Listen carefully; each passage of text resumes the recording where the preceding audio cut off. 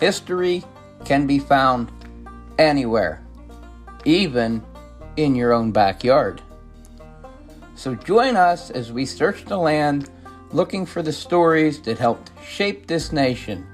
Come on the porch, grab a drink, and join us for a little bit of history from the homestead.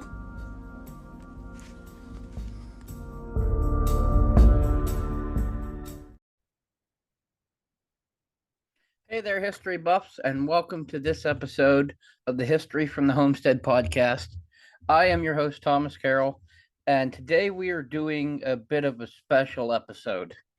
Today is the anniversary of the September 11th terrorist attacks, and I reached out to a handful of friends to share their stories from what they remember of that day.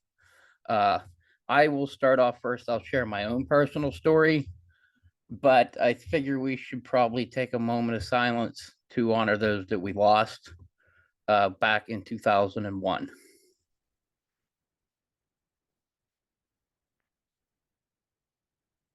So, for those of you that are old enough to remember the events of September 11th, I guarantee you, all of you remember where you were, what you were doing on that fateful day. For those of you who maybe are listening that don't remember, I'm sure you have been seeing the news today, so we're not going to dive into the details and the history of it. But I will share my story first. I was still in high school when that happened. I was actually in my English class that was taught by Miss Kozic.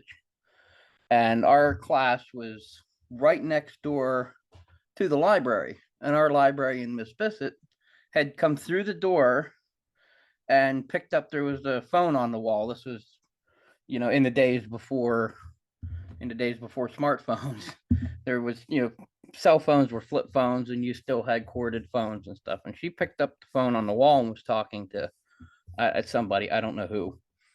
And she ran over, she turned the TV on, and it was, as we all saw there, the breaking news story, the fire, the smoke coming out of the North Tower. And this was just before the second plane had hit. And we were all sitting there watching the news when the second plane, live on TV, came and hit the second tower. And I just remember, I don't remember thinking that we were under attack. I don't remember thinking that. I remember just sitting in absolute stunned silence at what I had just seen. I almost couldn't believe it. And we spent the rest of the day just watching news stories. Then the Pentagon was hit, and then rumors started going around that a fourth plane had went down, and it was unconfirmed. Which, where I went to school at, was in Boswell, Pennsylvania, which is just a couple miles down the road from Shanksville. There had been rumors that it had crashed in Somerset, rumors it crashed in Jennerstown. At the time when I was a kid, I was living in Jennerstown. I didn't know if it had crashed on my house. I had no idea. And then I remember it came in, and it was confirmed that it had went down in Shanksville in it was an old abandoned strip cut, but it had been reclaimed. It was just an empty field. And I remember my mom had came, like many other students, picked me up early from school and sent us home. And then it was just watching the news, trying to make sense of what happened. But later on that night, probably the biggest thing I can remember is it was a nice fall evening, having the window open and looking up and not seeing the ever-present airplanes flying, not hearing the noise, seeing the lights, just seeing. And it was just an eerie, really eerie calm that night. It was really weird. I don't even totally know how to describe it, but I just remember it was just such a quiet night. There was nobody out, no planes flying. Everybody was home, glued to their TVs, or mourning those that we lost in New York and in Washington D.C. and here near me in Pennsylvania. So I thought that it might be interesting to do an episode where I check, get stories from, my other friends that I, have known over the years to what their thoughts were today. So the next bunch of audio that you're going to hear was I just had my friends sit down, record themselves telling what they wanted, how they wanted, what they felt they needed to tell. So you'll hear a range of anything from a couple minutes to over 10 minutes long of what everybody did that day. And it'll start off with a good friend of mine, uh, Lon Strickler. I'll start off with his, and I will just introduce everybody as we go. So,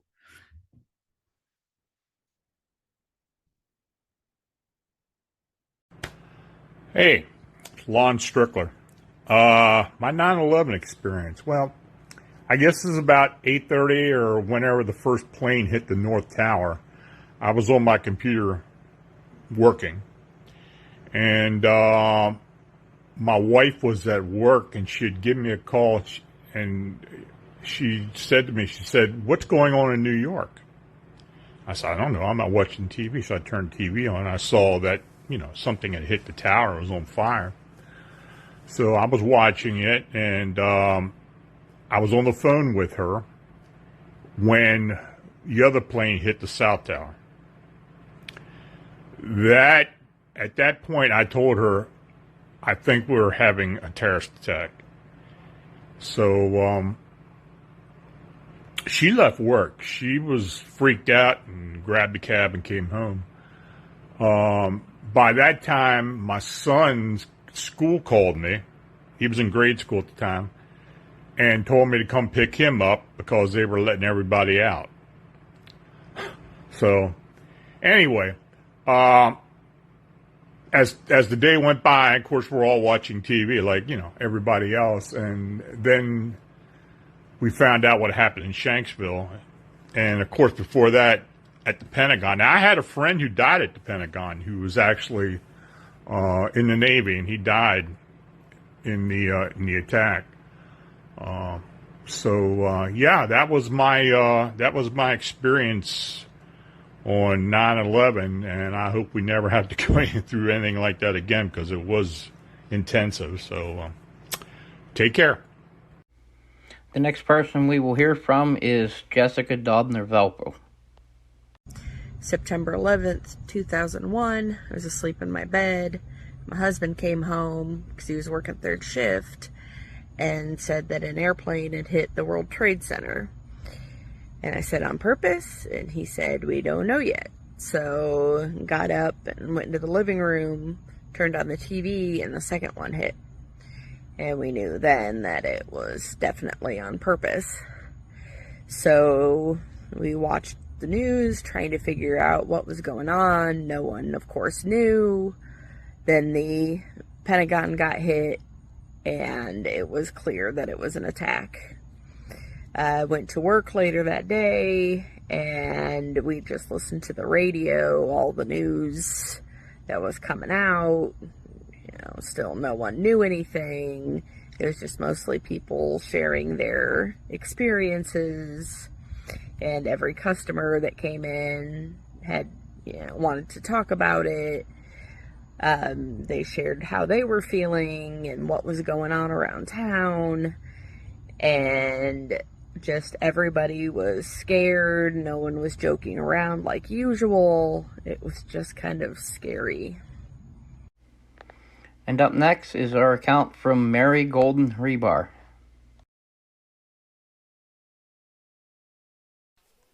So this is my September 11th story.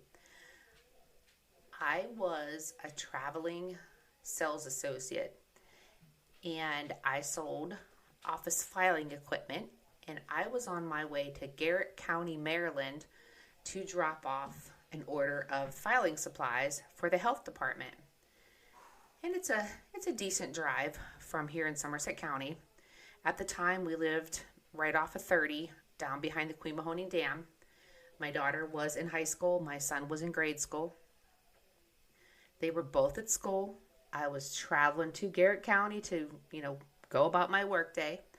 I was talking to a friend on my cell phone. And as I was talking to her, she said that she just saw on the news a giant airplane hit one of the World Trade Towers.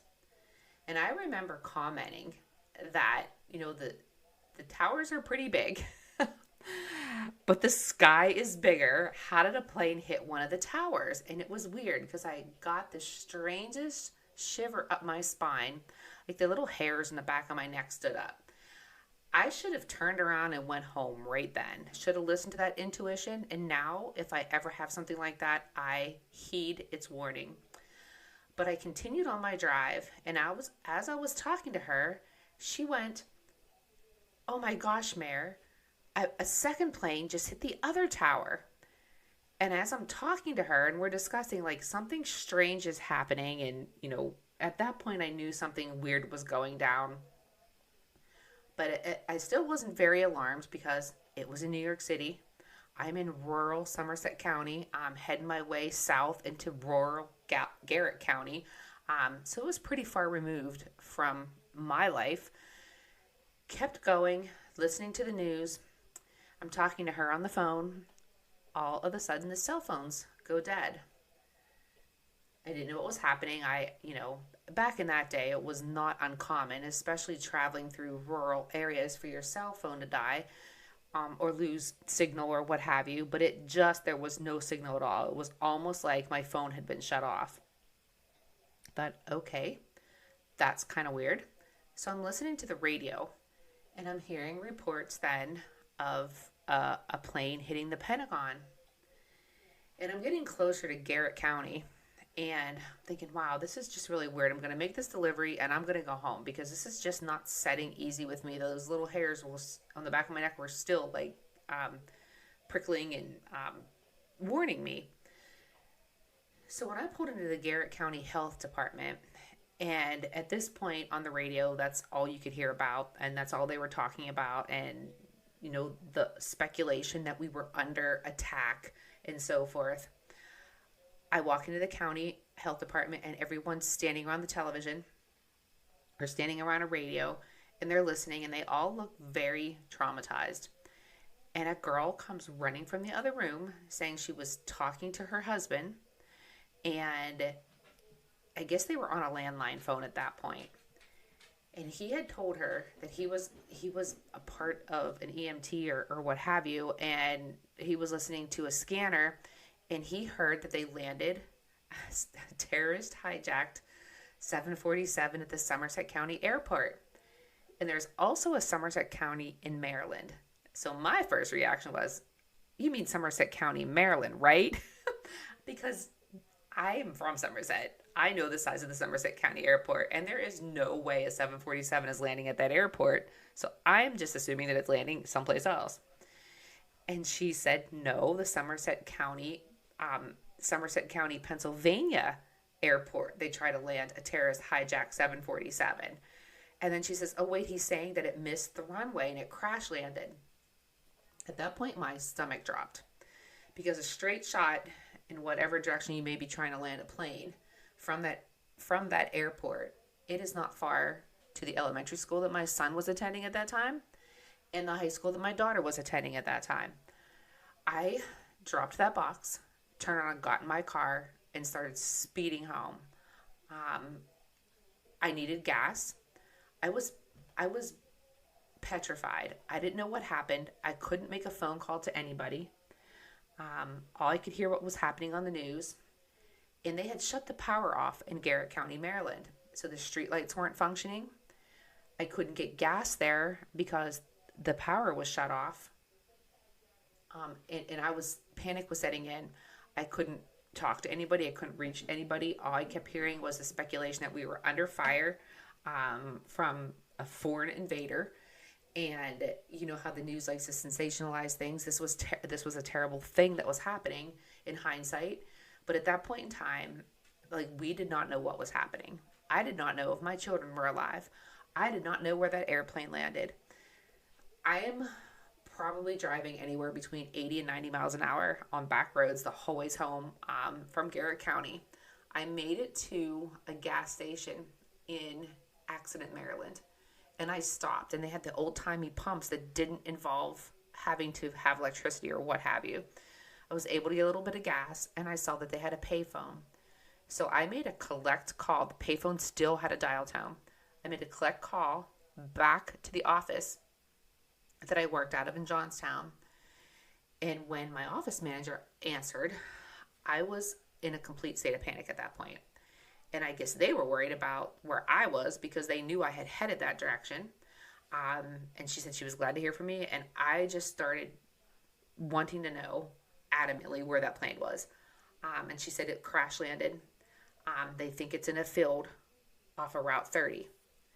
Still not really confident at this point that it didn't land, that there weren't terrorists running around Somerset County. And now when I think about that, I start laughing because, you know, I don't think they'd have much of a chance with the, you know, residents that live here if that were true. But I didn't know. Like, I didn't know what was happening. She said they felt strongly that it was in a field, but they weren't sure where, but it was just off of 30. So my kids' schools have fields around them. I did not know what was going on. I was afraid of not being able to get home because she told me they closed all the roads around where they thought the plane went down, and Route 30 was one of them. And as I was coming off of 219 onto 30, the black SUVs, the rescue squads, the fire trucks, the everything just flying down the road did not ease my sense of panic whatsoever. Got to the high school first and got my daughter. And she came running out. They were listening to it, I guess, on in the classroom. So she knew what was going down, and her and I just hugged on each other, started crying because I was one of the last parents to get there because I was so far away. So we went to get her brother at the elementary school, and you could see the panic in his little face. Like, he did not know what was happening. He just knew something was happening. Again, I was one of the last parents to get to the school, and the majority of the parents had already picked up their children. He was left there. He did not know what was happening. And the first words out of his mouth were, "What in the world is going on, Mom?" And I said, "It's okay. Like, come on, let's just go home." I grabbed him up and we were hugging him, and we went to the house and turned on the television. And I was explaining to him that planes had been wrecked into buildings. You know, he's young. He's in, it was 4th, 5th grade, something like that. Video games were a really big thing then. Things crashing into stuff was a really big, you know, thing in his life. And he said, "Oh, cool." And I'm like, "No, not cool." I'm like, people have been killed. And when we turned on the television and they showed the first plane hitting the trade tower, and then they were showing subsequent footage of people falling from the sky, his little face, like his knees buckled, and he just dropped and sat on the couch. That's when I think it really impacted him. And this was all that was on television for days. My daughter was old enough to understand, you know, what was going on. But this really rocked all our worlds. Because the days following, when flights were grounded, and he knew and they knew that flights weren't supposed to be flying, they were flying to the you know, the crash site. So there were low flying planes going over top of the house. And I would get phone calls from him because he was home from school and I still had to go to work. And he'd be like, "Mom, an airplane just flew really low over the house and it was really big." So I can't imagine the fear and what his imagination was doing to him at that time in history. And I would make jokes. I'm like, "Well, that was the president. He's going up to the visit. So when you see the plane fly back over, you just wave." Making jokes of it to make light of it because he was really worked up by it. But I will tell you that it was the strangest thing having my cell phone shut off, seeing all the power shut down in Garrett County, Maryland, which I thought was bizarre. But I don't know how true it is. But some sources were saying that there is an underground bunker somewhere in Garrett County, Maryland that they brought the vice president to. And I don't know what shutting the power off would do, but that's the reason I was told that the power in the county was shut down. So not to show up on whatever devices things they use, whatever. It just sounded just so surreal to me. But that day was one of the scariest days of my life, because until I knew where that plane was down at, I did not know if it landed on our home, if it landed on the schools, if my children were safe. I didn't know what to expect. Plus, having the sensationalism of the news, making something that was horrific and tragic, making it more of an unknown, like making it more frightening with the speculation of what it could possibly be, was horrible. To this day, I don't really care to listen to the news, because that was just an awful period in time, not knowing if loved ones were safe. It was something that I won't forget. I'm sure my kids won't forget it, as anybody in this country that lived through that will not forget it. But that is my 911 story. I don't ever want to have to go through something like that again. But thanks for listening. Our next account is from Chris Taylor. 9/11/2001. I worked at an auto repair shop. I was listening to the Kevin and Bean show on the world famous K-Rock, Southern California, in the morning. And Kevin and Bean weren't on yet, and I couldn't figure out why. And Ralph Garman and Doc on the Rock were talking about what happened, and I just kind of blew it off. I didn't really think it was anything. That show's kind of a joke at the time, but I left and I got to work, and I always turn on TV immediately in the waiting room for the customers. I was a service manager, and I saw the second plane hit. That just dropped the heart out of me, man. I don't know what to say.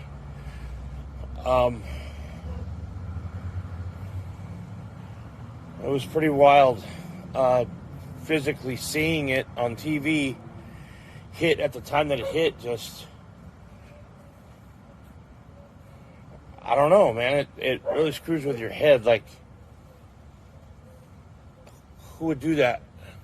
Kind of a weird, I don't know, it felt like we were totally violated, which I guess we were, technically. The rest of the day, we didn't have any customers at all. And nobody went to work that day. We went to work, we came to work, and we didn't do anything all day. It was an interesting situation. It was nothing like any of us had ever seen in our lives before. I was about 31 at the time, and nothing like that. People had tried to blow up the World Trade Center before, but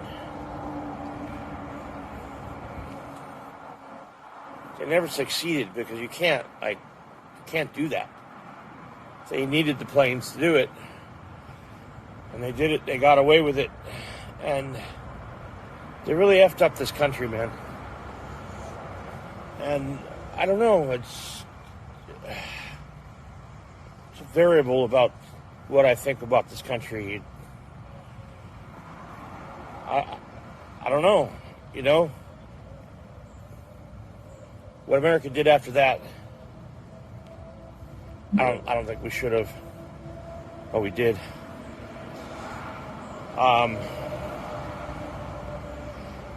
There's never been never been back. This country's never been back that way. That's about all I have to say about it.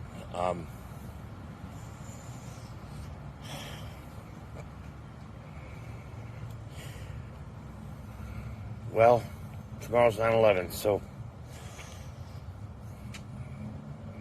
let's just hope nothing like that ever happens again in this country.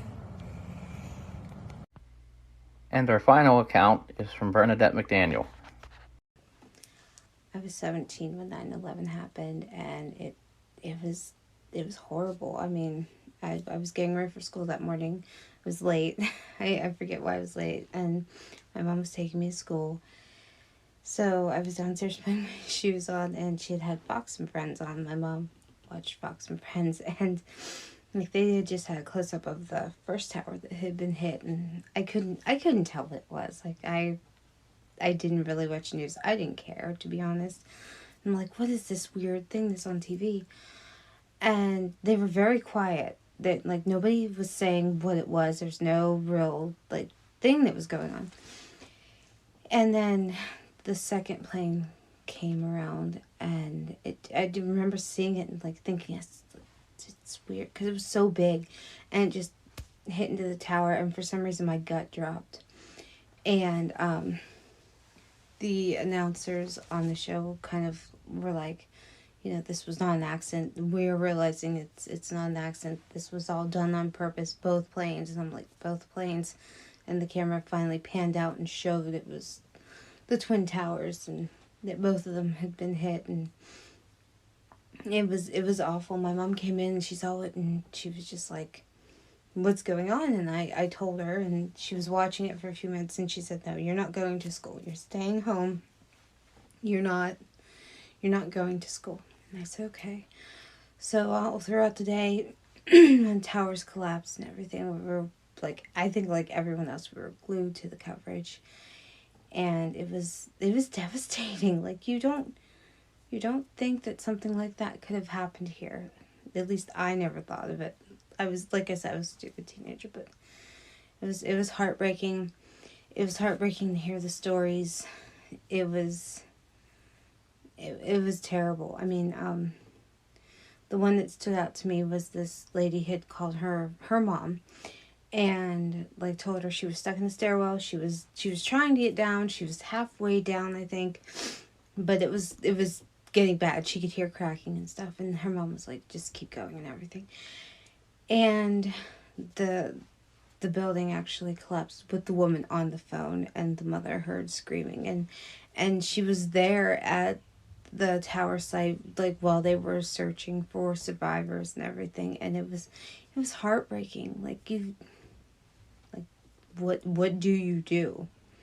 You know, as a country, we've been through so much. Now we're kind of immune to it, but back then we were all very lost that day. And for those old enough to remember it, it still kind of, you know, has that little pang, I guess you could call it. It just, you know, it takes you back every year, at least. For me, it does. And I still worry.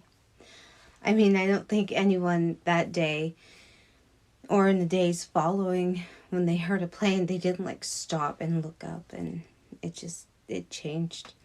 It changed us, I think. It changed everybody, especially if you were a teenager then and you're an adult now. It's changed you, so.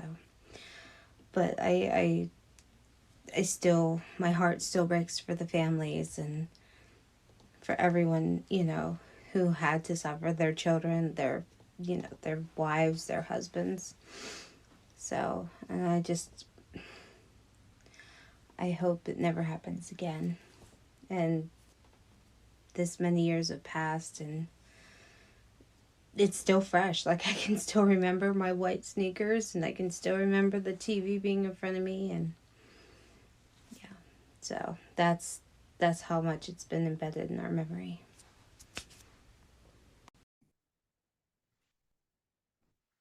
I thank everybody again for tuning into this special episode. I'd like to thank my friends Lon Strickler, Jessica Dodner-Velpel, Chris Taylor, Bernadette McDaniel, and Mary Golden Rebar for joining me and sharing their stories with me. So I thank you all very much for sharing your stories. I thank you all for listening. And remember, as you go through today, take a moment and remember those innocent people that we lost back in 2001. And never forget that. Never forget what a tragic day that was. So thank you all for tuning in. Thanks to everybody for listening. Remember, if you like the show, you can share it with all your friends. We can be found on all the major podcast players. We can be found on Facebook. And you can also find us and catch the show notes at historyfromthehomestead.com.